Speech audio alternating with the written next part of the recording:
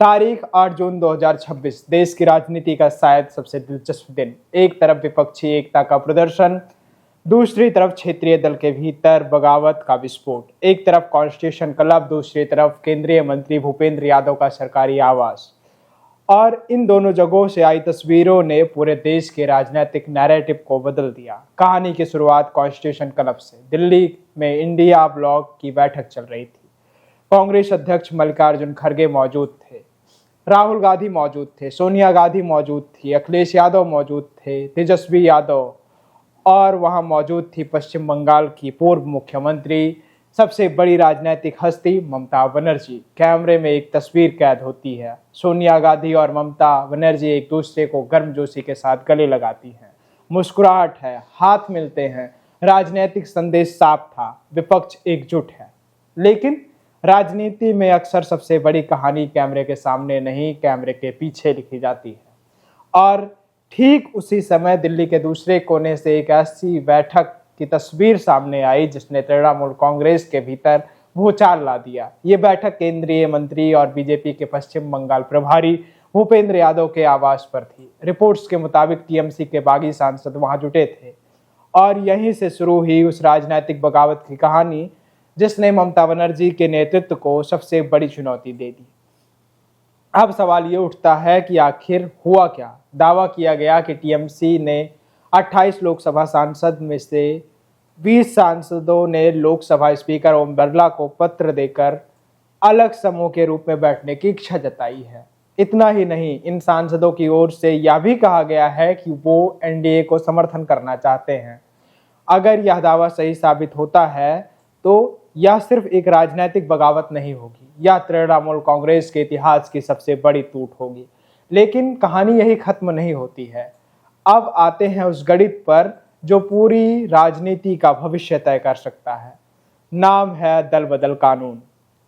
इस कानून के तहत एक बार किसी पार्टी के सांसद अलग होना चाहते हैं तो अपनी सदस्यता को बचाना चाहते, और इस कानून के तहत अगर किसी पार्टी के सांसद अलग होना चाहते हैं और अपनी सदस्यता को भी बचाना चाहते हैं तो उन्हें 2/3 की संख्या होनी चाहिए उनके पास। टीएमसी के लोकसभा सांसद 28 हैं, 2/3 का आंकड़ा करीब 19 सांसदों पर आता है। यानी अगर बागी खेमे के पास वास्तव में 20 सांसद हैं तो ये कानूनी रूप से ज्यादा मजबूत स्थिति में है। लेकिन अगर ये संख्या 19 से नीचे है तो पूरा मामला बदल सकता है। यही वजह है कि इस समय सबसे बड़ी राजनीतिक लड़ाई विचारधारा की नहीं, नंबरों की है। और यहीं से शुरू होती है दावों और जवाबी दावों का दौर। बागी नेता कह रहे हैं कि उनके साथ 20 सांसद हैं। दूसरी तरफ ममता बनर्जी के वफादार नेता कह रहे हैं कि वो लोग संख्या बढ़ा चढ़ा कर बता रहे हैं। उनका दावा है कि बैठक में मौजूद सांसदों की संख्या काफी कम है। यानी राजनीतिक लड़ाई अब सिर्फ दिल्ली में नहीं बल्कि संख्या और वैधता की लड़ाई भी बन चुकी है। लेकिन एक और बड़ा झटका ममता बनर्जी को तब लगा जब उनके पार्टी के वरिष्ठ नेता और राज्यसभा सांसद शिवेंदु शेखर राय ने इस्तीफा दे दिया। राजनीति में इस्तीफा एक कागज नहीं होता है, यह संदेश होता है। और जब कोई वरिष्ठ नेता इस्तीफा देता है तब उसके राजनीतिक मायने कहीं बड़े होते हैं। सवाल उठने लगते हैं, क्या टीएमसी के भीतर असंतोष सिर्फ लोकसभा सांसदों तक सीमित है या फिर राज्यसभा सांसद और विधायकों तक भी? बिल्कुल, राज्यसभा सांसद और विधायक भी टीएमसी से नाराज हैं। लेकिन हमें जो समझना है वो ये है कि क्या संगठन के भीतर कोई बड़ी दरार बन चुकी है? अब जरा उस कारण पर आते हैं जिसके बारे में सबसे ज्यादा चर्चा हो रही है। आखिर बगावत हुई क्यों?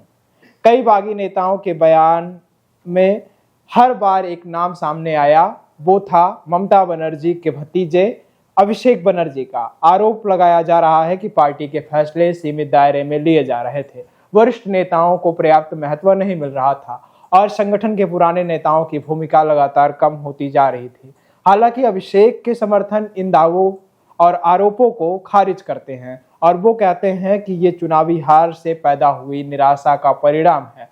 लेकिन राजनीति में धारणा ही वास्तविकता बन जाती है और इस समय धारणा यही बन रही है कि टीएमसी के भीतर नेतृत्व को लेकर भारी संघर्ष और गंभीर संघर्ष चल रहा है। सबसे दिलचस्प बात यह है कि ममता बनर्जी इंडिया ब्लॉक की बैठक में विपक्षी एकता का संदेश दे रही थी, उसी समय उनकी अपनी पार्टी एकता के सबसे बड़े संकट से गुजरती हुई दिखाई दे रही थी। यानी दिल्ली में एक दिन दो तस्वीरें, पहली तस्वीर विपक्ष के जोड़ने की थी, दूसरी तस्वीर टीएमसी के बिखरने की थी। और यही वजह है कि आज देश की राजनीति में सबसे बड़ा सवाल यह नहीं कि इंडिया ब्लॉक कितना मजबूत हुआ, सबसे बड़ा सवाल यह है कि क्या ममता बनर्जी अपनी पार्टी को बचा पाएंगी।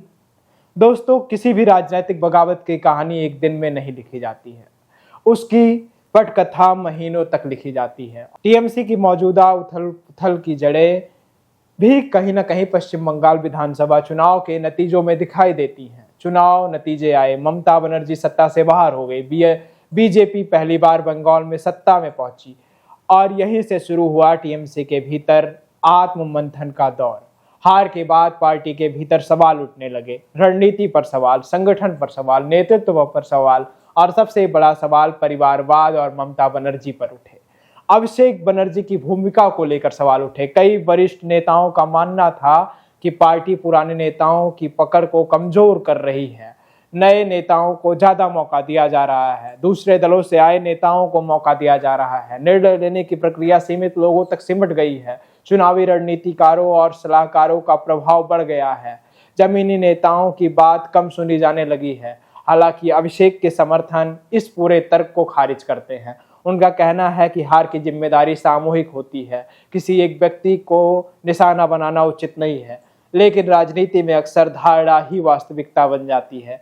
टीएमसी के भीतर यह धारणा तेजी से फैलने लगी कि पार्टी में कुछ बदलना चाहिए। यही वजह है कि विधानसभा चुनाव के बाद जब नेता प्रतिपक्ष के चयन का सवाल आया तो विवाद और गहरा गया। कई विधायकों ने नेतृत्व के फैसले पर सवाल उठाए, बगावत की खबरें सामने आने लगी और धीरे धीरे यह असंतोष विधानसभा से निकलकर संसद तक पहुंच गया। अब यहाँ एक नाम और सामने आता है, शिवेंदु अधिकारी। वही शिवेंदु अधिकारी जो कभी ममता बनर्जी के सबसे भरोसेमंद नेताओं में से गिने जाते थे, नंदीग्राम आंदोलन के प्रमुख चेहरे रहे थे, टीएमसी को गांव-गांव तक पहुंचाने में बड़ी भूमिका निभाई, लेकिन बाद में बीजेपी में चले गए और आज बंगाल की राजनीति में ममता बनर्जी के सबसे बड़े प्रतिद्वंदी बन गए हैं। दिल्ली में जब बागी सांसदों की बैठक चल रही थी तो शिवेंदु अधिकारी भी भूपेंद्र यादव के आवास पर मौजूद थे और बागी नेताओं के साथ संपर्क कर रहे थे। यही वजह है कि इस पूरे घटनाक्रम में सिर्फ टीएमसी की अंदरूनी लड़ाई को नहीं देखा जा रहा है, बल्कि इसे बंगाल के बदलते राजनीतिक समीकरण के रूप में देखा जा रहा है। क्योंकि अगर टीएमसी का बड़ा हिस्सा वास्तव में अलग रास्ता चुनता है तो उसका सीधा फायदा किसे होगा? जाहिर है बीजेपी को होगा। और यही कारण है कि दिल्ली की इस बैठक को बंगाल के भविष्य की राजनीति के संदर्भ में देखा जा रहा है। आज बात करते हैं ममता बनर्जी की, क्योंकि इस पूरी कहानी की सबसे दिलचस्प पहलू यही है। दिल्ली में इंडिया अलायंस की बैठक में ममता बनर्जी का बदला तेवर और कांग्रेस के प्रति पहले से ज्यादा नरम रुख। याद करिए, इंडिया ब्लॉक बनते समय ममता बनर्जी अक्सर अपनी स्वतंत्र लाइन पर चलती दिखाई देती थी। सीट शेयरिंग को लेकर मतभेद रहे, बैठकों को लेकर मतभेद रहे और कई बार ऐसा लगा कि ममता गठबंधन से ज्यादा अपनी राजनीतिक स्वतंत्रता को महत्व दे रही हैं। लेकिन इस बार तस्वीर कुछ अलग थी। बैठक में ममता बनर्जी ने विपक्षी नेताओं पर जोर दिया, सहयोगियों के साथ तालमेल की बात की और कांग्रेस के साथ भी अपेक्षाकृत नरम रुख दिखाई दिया। राजनीतिक विश्लेषक इसे महज संयोग नहीं मानते हैं। उनका मानना है कि जब आपकी अपनी पार्टी के भीतर संकट हो तो राष्ट्रीय स्तर पर सहयोगियों के साथ और भी महत्वपूर्ण हो जाता है। यही वजह थी कि कॉन्स्टिट्यूशन क्लब की तो जो तस्वीरें और भूपेंद्र यादव के आवास की जो तस्वीरें आई, उनको एक साथ पढ़ा और देखा जा रहा है। एक तस्वीर बता रही है विपक्ष एकजुट होना चाहता है, दूसरी तस्वीर बता रही है टीएमसी खुद को अपने भीतर ही संघर्ष से गुजर रही है। टीएमसी के भीतर अंतर्कलह है और टीएमसी के भीतर बहुत गंभीर लड़ाइयां चल रही हैं। अब आते हैं इंडिया ब्लॉक की बैठक के निष्कर्ष पर। बैठक में चुनावी प्रक्रियाओं, मतदाता सूची, पेपर लीक, केंद्र और राज्य के संबंध तथा विपक्षी समन्वय जैसे मुद्दों पर चर्चा हुई। कांग्रेस अध्यक्ष मल्लिकार्जुन खड़गे ने कहा, गठबंधन नियमित बैठकों के साथ आगे बढ़ेगा और कई मुद्दों पर साझा रणनीति बनाई जाएगी। लेकिन मीडिया की सुर्खियां इन मुद्दों से ज्यादा टीएमसी का संकट बटोर रही हैं, क्योंकि जब बैठक खत्म हुई तो सवाल यह था कि इंडिया ब्लॉक ने क्या कहा। सवाल यह था कि ममता बनर्जी की पार्टी में आखिर चल क्या रहा है।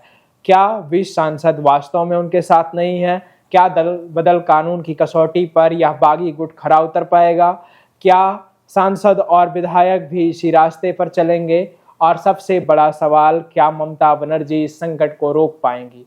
दोस्तों, भारतीय राजनीति में कई बड़े दल टूटे हैं, जैसे कांग्रेस टूटी, जनता दल टूटा, समाजवादी परिवार टूटा, शिवसेना टूटी, एनसीपी टूटी।